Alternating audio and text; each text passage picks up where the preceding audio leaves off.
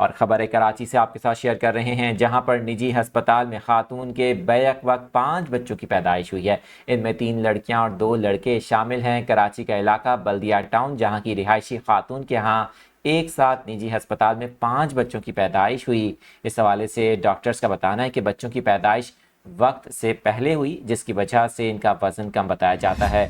بچوں کو سانس لینے میں بھی دشواری کا سامنا ہے۔ خاتون کے شوہر عدنان شیخ کا بھی اس حوالے سے بیان سامنے آیا ہے، جنہوں نے بتایا کہ بچوں کی حالت اب پہلے سے بہتر ہے، تاہم انہوں نے نجی ہسپتال کے بھاری اخراجات برداشت نہ کرنے میں مشکلات کا ذکر کیا اور مالی مدد کی اپیل بھی کی ہے۔ اہم خبر آپ کے ساتھ شیئر کر رہے ہیں کراچی کے علاقے بلدیہ ٹاؤن سے، جہاں پر خاتون کے ہاں نجی ہسپتال میں ایک ساتھ 5 بچوں کی پیدائش ہوئی ہے۔